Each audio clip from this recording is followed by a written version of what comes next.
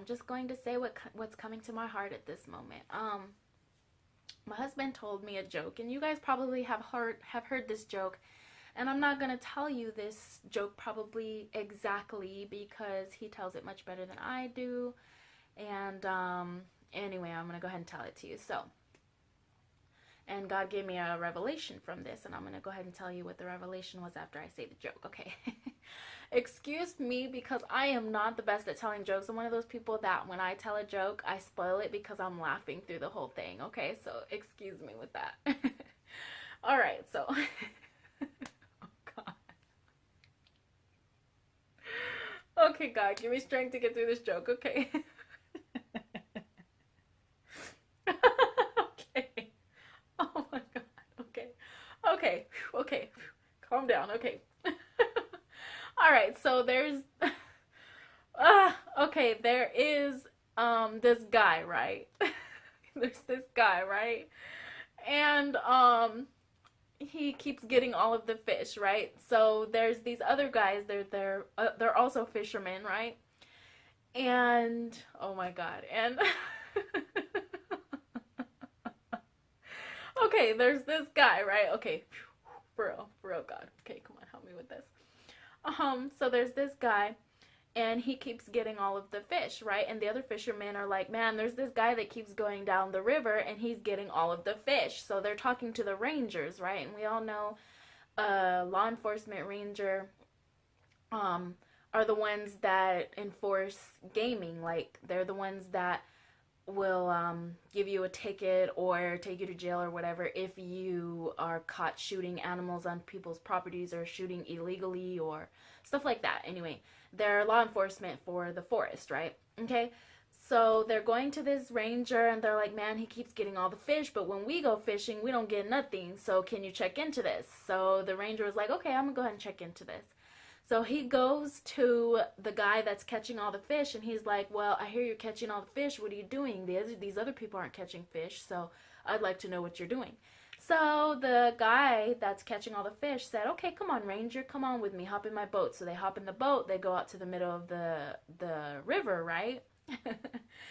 And the guy that's catching all the fish pulls out a stick of dynamite, right? And he lights it, and he gives it to no, I'm telling you wrong. He lights it, right? And he throws it into the water.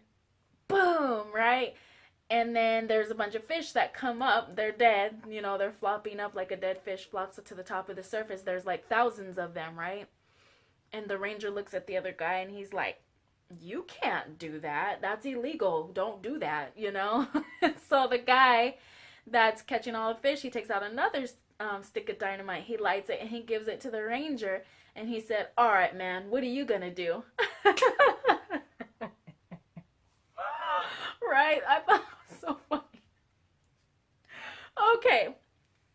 So, of course, the ranger's probably going to throw the stick of dynamite, right? So, God gave me a revelation with this joke, right? So, I'm sitting there cracking up with my husband. We're having a good time. We're cracking up and everything. I couldn't stop laughing. I was like, you know what? God gave me a revelation with that. What if Jesus was the guy with the stick of dynamite, right? And what if we were the ranger sitting next to him? And then Jesus takes out a stick of dynamite and lights it, and he gives it to us. And he says, are you going to let this stick of dynamite blow up in your face? Or are you going to throw it at the devil and go collect your fish, which is your blessings, right? Are you going to go collect your blessings, your fish? Okay, I was like, oh my God, that's freaking awesome. So then I stopped laughing and my husband's like, what's wrong with you? I'm like, God just gave me a revelation. So I get up and I start shouting and I'm like, yeah, I'm fixing to get 1,000 blessings and la la la. And he's like, okay, it just turned into a crazy moment. And then all of a sudden he gets up and he's like, okay, what blessings are you talking about? So I told him what the revelation was. So my point in all of this, and I know I'm being really goofy, but my point in all of this is, are we going to take that stick of dynamite and throw it at the devil? Because we know that the devil will come at us so many times telling us we can't do this, we can't do that, we can't do this. So I was like, you know what, Jesus, give me that stick of dynamite. I'm going to throw it at the devil. I'm going to go collect my thousands of blessings and then be like, ha ha, enemy. You know what I mean? That's the revelation God gave me. Take that stick of dynamite and throw it at the devil and make sure you blow it up in his face. Don't let that stick of dynamite continue to blow up in your face, because at that point, the devil is going to continue to win. So do not let the devil continue to win. Don't compromise. The devil is always trying to say, you can't do this.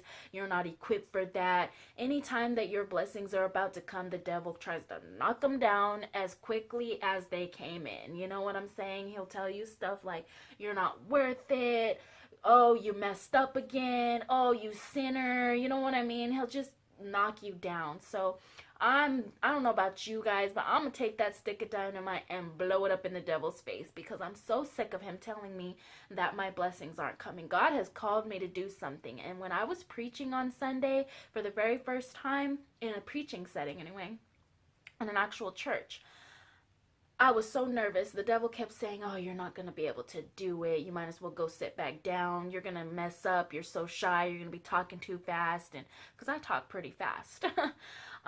He just kept telling me all of these crazy things, but God just kept putting the strength in my foot, kept putting my foot, one foot at the other, one foot in the other, one foot in the other. My paper was shaking. My hands were shaking. I was just like, I can't get through this. And then all of a sudden, I prayed a short little prayer in my head, and God just put his breath inside of me, and it just come out. The words just came out. And it was just the most amazing feeling. And I was like, you know what? This is the best job in the world. I get to preach to other people. I get to save other people's souls. I get to speak to them. And I was just so happy and so fulfilled. Just recently, I had to quit a job. So here's the story. I had a job, right? I had a part-time job, and the bosses weren't treating me right. I was just getting the devil left and right with this job, and I wasn't having any peace with it.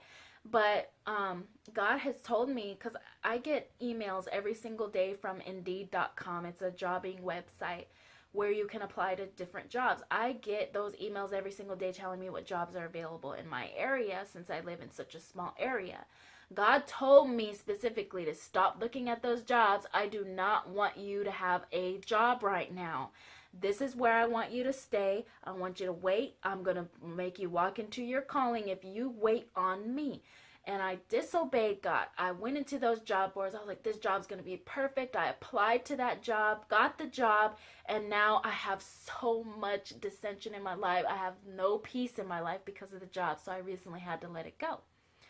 All right, so I'm like, well, since I don't have peace in this job, I'm going to go ahead and apply for another job. So I applied for an at-home position, and I had got the job again. And, paperwork was great. I went and took the drug test and everything, and I passed everything.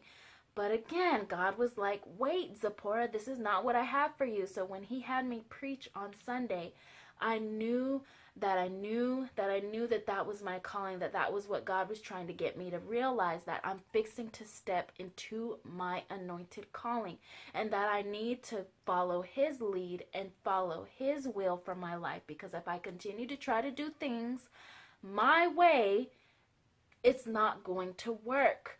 So again, I know I'm telling you guys this all the time, to trust in the Lord, but my example is an example to you, letting you know that if God has you in a specific will for your life, and he has you doing something where it seems like it's just not going fast enough, when am I ever going to be there? When am I ever going to walk into this calling? Don't give in. Listen to what God has to say to you. Trust in God, or else you will end up being like I am, wasting more time. Don't do it. Let God work within you. Let God keep you where you're at. Let God let you walk in your calling, and you will see what he's going to do. Look at what he did for me on Sunday. He had me go up there and preach in front of an audience, and I've never done it before. It's different for me talking to you in this camera than actually talking to a whole audience of people. I mean, I was so nervous, but I got it out. God gave me the strength to get it out, and it felt amazing. And I know now that is what God has me for. I just need to be patient, and it will come along. No, there is no way in my mind that I can see it happening. I mean, there's no way financially that we're ready. I don't have a church, I don't have a building.